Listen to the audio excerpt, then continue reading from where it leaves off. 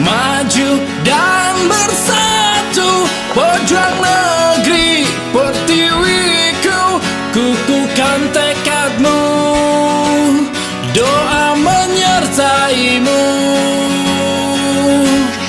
Maju dan bersatu, pejuang negeri pertiwiku, kukuhkan tekadmu, doa menyertaimu.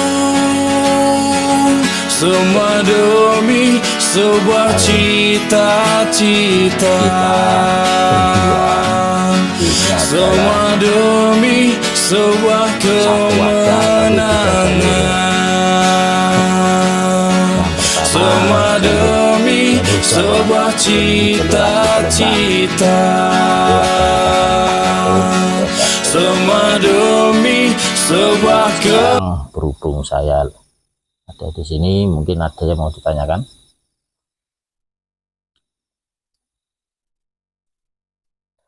Jadi gini Mas, saya mau bertanya, kenapa PSHT tidak boleh berpolitik? Oh, tentang politik ya, politik PSHT. Ini saya mohon maaf sebelumnya, karena politik itu rentan dengan security itu security keamanan negara. Karena siapa yang menguasai politik, dia akan menguasai negara. Dan siapa yang berperan dalam politik, maka dialah yang berperan mengatur tata negara. Nah, di dalam politik banyak kepentingan, orang-orang yang berkepentingan, intinya mereka-mereka yang berkepentingan dengan negara Indonesia yang besar ini. Nah, dari itu yang ada di dalam politik semestinya ya orang-orang yang bisa diajak kompromi atau negosiasi. Terus gimana dengan PSHT ya? PSHT atau Persaudaraan Setia-Hati Terhati itu lahir atau ada atau diadakan atau diciptakan oleh leluhur kita itu jauh sebelum Indonesia itu merdeka. Itu tepatnya 23 tahun sebelum Indonesia ini ada, Setia-Hati sudah eksis, sudah diciptakan, sudah ada. Dan PSHT sendiri atau leluhur kita sendiri, Ki Hajar Harjo-Utomo itu adalah salah satu perintis kemerdekaan, yaitu di dalam Indonesia ini, terbentuknya negara ini, ada sumbangsih dari leluhur kita, dan itu tidak bisa diungkiri. Karena ketika leluhur kita sudah mengikrarkan dirinya, membaktikan dirinya untuk terwujudnya negara ini, maka kita sebagai generasi penerus yang meneruskan perjuangan beliau, kita ya berhak untuk meneruskan cita-cita beliau, yaitu menjaga perdamaian dan keamanan negara ini. Karena apa? Desa Terate sudah ada dalam Mars Setia-Hati Terate yang menyebutkan bahwa PSHT yaitu berdiri ada di bawah naungan Undang-Undang 45 demi tegaknya Negara Kesatuan Republik Indonesia. Negara Kesatuan Republik Indonesia. Maka dalam pembentukan organisasi Desa Terate diciptakanlah Mars Setia-Hati Terate sebagai tanda bukti bahwa kita adalah salah satu organisasi yang wajib menjaga kedaulatan NKRI, yaitu dalam baitnya Mars Setia-Hati Terate berbunyi menjaga persaudaraan, menjunjung tinggi Pancasila demi Indonesia Raya. Itu salah satunya, itu harus dimengerti. Apa hubungannya dengan politik? Itu ada. Kalian harus tahu, kita hidup di tahun 2023 sedangkan Esa Trate lahir 1922, yaitu sudah mencapai 100 tahun, lebih 2 tahun, jadi 102 tahun. Dan anggota PSHT sendiri hampir 10% dari penduduk Indonesia. 10% dari penduduk Indonesia. Ini untuk biografi ya tentang PSHT ya. Kalian harus tahu PSHT itu seperti apa kondisinya saat ini. PSHT di setiap provinsi, setiap kabupaten, setiap kecamatan di seluruh Indonesia ada. Yaitu tingkat ranting, rayon, subrayon, dan cabang, korwil yang mewakili wilayah, cabang yang mewakili kabupaten, semuanya ada tersebar di seluruh Indonesia. Dan itu menjadi sebuah ancaman politik bagi mereka-mereka yang merasa berkepentingan untuk berpolitik di bangsa ini. Ketika PSHT ini sudah tahu kekuatannya, maka PSHT ini akan berdiri di bawah politiknya sendiri tanpa kita menggantungkan pada politik orang lain. Contoh untuk saat ini, keadaan saat ini ya, PSHT itu banyak warganya yang masuk dalam politik praktis orang lain. Ada yang masuk ke, maaf ya menyebutkan nama partai ya, Partai Nasdem, Partai PDI Perjuangan, Partai Golkar, partai apapun, semuanya ada di lini itu. Dan mereka berkompetisi memperjuangkan haknya, memperjuangkan hak suaranya, hak pilihnya lewat partai-partai itu. Nah, coba kalian bayangkan ya, dalam satu wilayah, contohnya di wilayah sini ya, Kertapati sini ya, ada 3 warga PSHT yang masuk ke dalam 3 partai politik, dan mereka memilih dalam satu dapil yang sama, maka mereka akan bersaing untuk merebutkan kursi. Nah, bersaingnya 3 warga ini akan menimbulkan chaos di dalam kepengurusan. Yang pertama, mereka akan bersaing mendapatkan suara. Mereka akan merebutkan hak pilih saudara-saudara Esa Trate yang ada di ranting, rayon untuk memilih. Dan 3 ini akan bersaing. Akan timbullah sebuah gesekan, sebuah mereka yang punya power kuat akan mengalahkan yang lemah, dan disitulah timbul sebuah polemik yang tanpa kita sadari akan muncul. Dan ini terjadi saat ini. Banyak warga PSHT yang masuk ke politik ini, masuk ke partai ini, partai itu, dan mereka bersaing di situ. Ketika mereka bersaing, mereka tanpa sadari mereka akan mengumpulkan warga-warga itu dalam satu kelompok untuk mendukung mereka. Dan ketika sudah kelompok ini sudah mulai ada dan muncul, mereka akan saling berkompetisi mencari suara untuk menentukan layak masuk ke pemerintahan. Dan di situ muncul tadi perpecahan, jadi persaingan. Aku ada solusi sedikit. Kalian bayangkan, seandainya PSHT ini, utamanya warga PSHT ini bersepakat dan tahu akan kekuatan kita, akan kebesaran kekuatan kita. Mereka mendirikan satu partai sendiri, dan di dalam partai itu dianggotai oleh warga PSHT sendiri. Maka ketika ada pemilihan suara atau pemilu, mereka tidak akan bersaing. Karena apa? Mereka berjuang di dalam partainya sendiri, atau partai PSHT. Contoh ya. Dulu zamannya almarhum Gus Dur ya. Gus Dur pernah mendirikan sebuah partai yang namanya PKB, yang mewakili Nahdlatul Ulama. Karena apa? Karena orang Nahdlatul Ulama mau tidak mau harus bersaing untuk masuk ke dalam pemerintahan. Karena ada 2 pilihan, kita mau diperintah atau kita yang memerintah. politik yang menguasai kita atau kita yang dikuasai oleh politik. Ini cuma itu. Kalau kita tidak masuk dalam politik, maka orang lain yang akan masuk dalam politik itu, dan orang lain yang akan mengontrol kita. Tapi kalau kita sudah masuk dalam politik, kita bisa menguasai politik. Politik yang akan kita akan kontrol orang lain lewat politik yang kita masuki. Mungkin seperti itu. Dan yang kedua yang sangat penting. Seandainya terjadi atau benar terjadi, saudara kita sepakat, setuju, Desa Trate akan mendirikan sebuah partai politik sendiri, dinaungi oleh pengurus-pengurus Desa Trate, dan suara Desa Trate ini insya Allah akan jadi besar. Karena apa?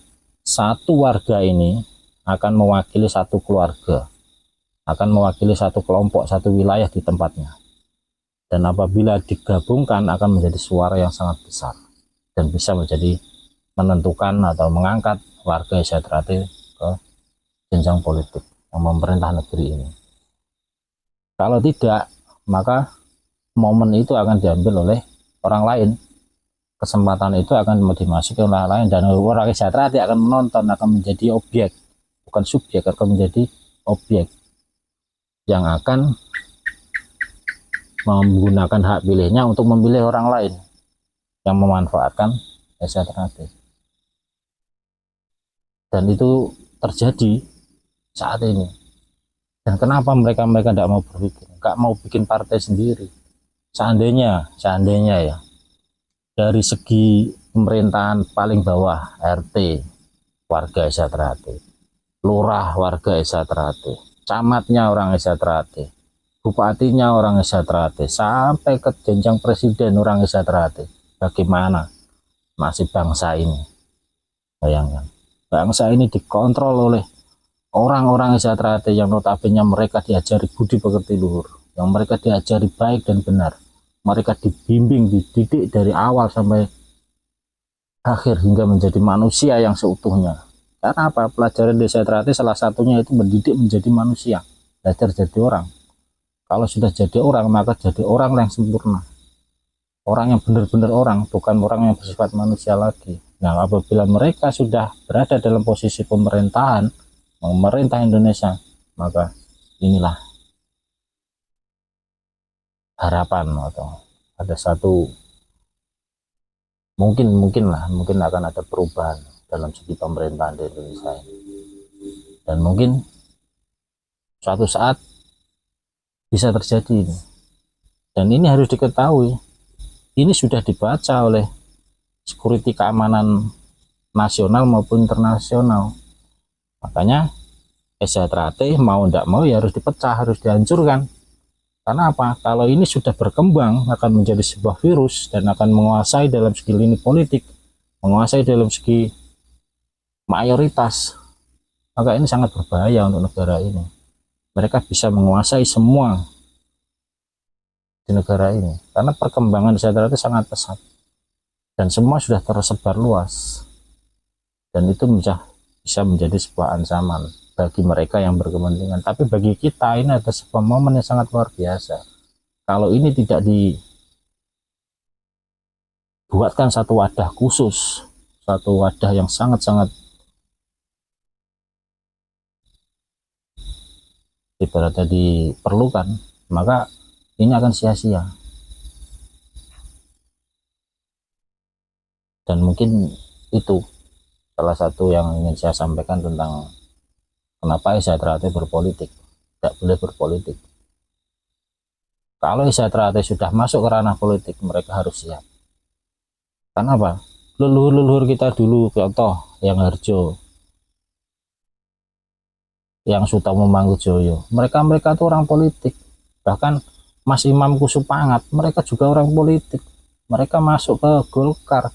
Sampai ketika dulu presiden kita itu, Indonesia itu mayoritas penduduknya Golkar, ada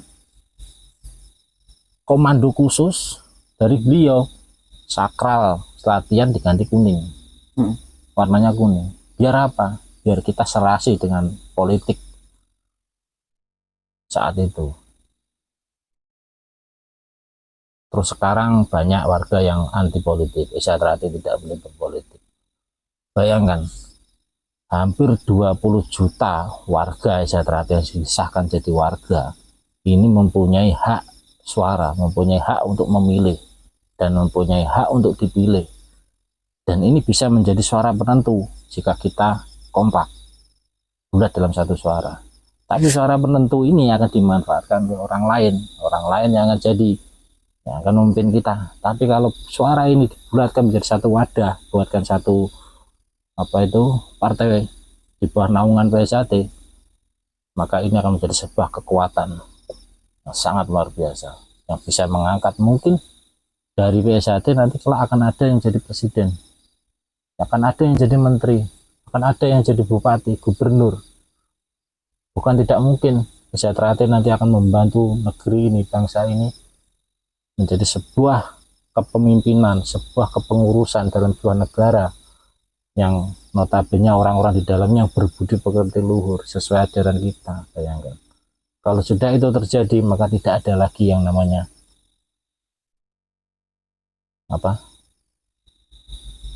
keributan, tidak ada lagi yang namanya saling menjatuhkan, tidak ada, karena kita warga ini dikontrol oleh satu orang, itu satu komando, yaitu ketua umum.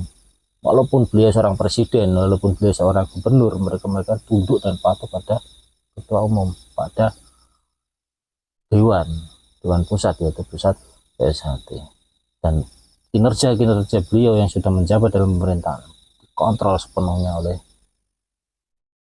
senior kita, warga-warga sepuh kita yang ada di pusat. Maka ini sebuah sistem yang sangat bagus, sangat luar biasa, yang harus kalian ketahui semua.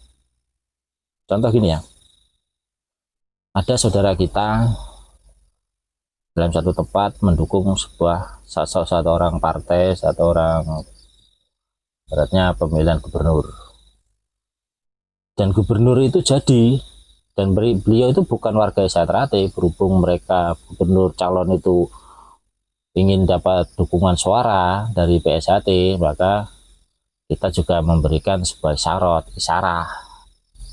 yaitu diangkatlah menjadi warga kehormatan. Baru diakui bahwa mereka atau beliau ini bagian dari warga PSAT. Dan akhirnya ketika pemilihan suara menang, mendudukilah satu jabatan, contoh gubernur atau bupati. Kenapa seperti itu? Kalau kita tidak memilih langkah seperti itu, maka orang ini atau calon gubernur ini yang akan dipilih ini, dia akan mencari dukungan yang lain. Coba kalau dukungan yang dukung itu pencak silat lain, ya, bukan PSAT yang tidak ikut masuk ke situ, karena kita sudah didoktrin anti politik tadi, maka mereka akan memberikan fasilitas yang mendukung gitu loh. Berhubung Esa Trate mendukung beliau dan beliau jadi, maka kita juga mendapat fasilitas. Kita mudah dalam mengembangkan ajaran Esa Trate, mudah dalam membuka latihan, diberi akses untuk kegiatan-kegiatan Esa Trate. Kenapa?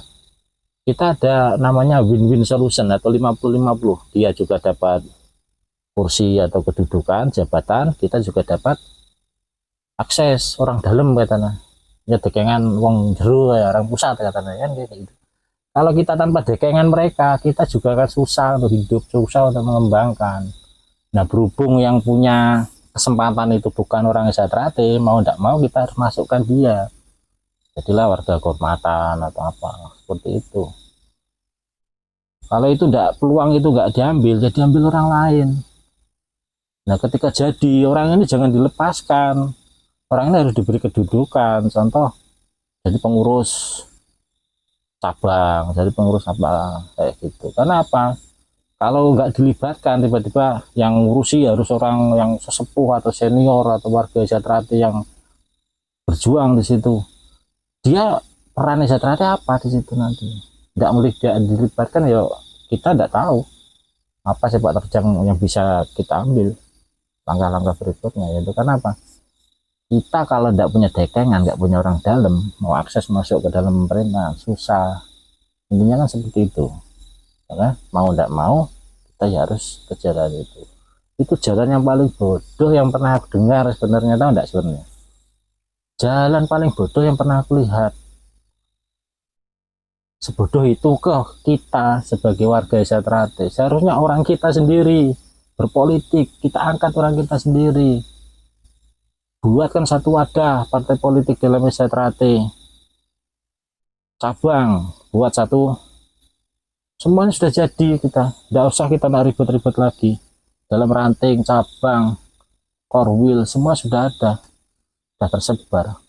Dan perjuangan Desa Trate kalau untuk kebenaran menegakkan hak itu nggak dibayar. Kita pengabdian, bayangkanlah mereka itu yang DPC partai, DPW itu mereka dibayar semua. Mereka kalau tidak dibayar tidak mau mereka kayak gitulah. Kita tuh mau berjuang tanpa dibayar, asalkan itu hak memperjuangkan Desa Trate. Inilah yang dikhawatirkan orang-orang di luar Desa Trate. Kalau Desa Trate sudah menemukan pemikiran seperti ini, selesai mereka semua. Makanya mereka itu meracuni kita tidak boleh berpolitik. Sama kayak NU, Nahdlatul Ulama itu tidak boleh berpolitik, karena ketika berpolitik selesai mereka semua, habis. Paham tidak kalian? Kalau masih belum paham, datang ke sini temui aku, ngobrol kita. Ya, kalau sampaikan ini pada pengurus-pengurus cabang, pengurus pusat, pengurus manapun, inilah Desa Trate. Desa Trate adalah kekuatan besar. Bahkan kita mau masuk ke negara lain ya, contoh ya, kita masuk ke negara Malaysia dulu, aku mengembangkan di Malaysia. Mereka menanyai tentang Desa Trate sangat detail. Kenapa? Ini berbahaya kalau ini bisa menyebar di dalam negeri. Kenapa? Mereka akan ini akan menguasai satu kelompok dan akan mempunyai ikatan yang sangat kuat. Dan ini tidak boleh dibiarkan, harus diawasi. Karena mereka tahu kalau ini sudah menyebar, dia akan menjadi satu kelompok, satu kekuatan di bawah satu komando. Dan ini sangat sulit, mau ditembus, mau dihancurkan sangat sulit. Makanya mereka tahu dia harus berbuat apa. Mau tidak mau kamu harus masuk ke pemerintahan. Kalau tidak masuk ke pemerintahan, kamu tidak bisa mengembangkan itu. Nah, kita yang di pemerintahan sendiri, di negara sendiri, harusnya tahu tentang kita. Kita ngelihatnya jangan sekarang, lihatnya tuh 20 tahun yang akan datang, 50 tahun yang akan datang. Kayak apa Desa Trate itu? Kalau nggak dibendung sampai sekarang, nggak dihancurkan sekarang, nggak dipecah-pecah sampai sekarang, Desa Trate itu akan berkembang, menjadi menguasai negeri ini, menguasai bangsa ini. Itu kekuatan yang harus kalian tahu, harus kalian ngerti sampai saat ini. Mungkin untuk politik ini dulu, nanti bisa kita tambah yang lain.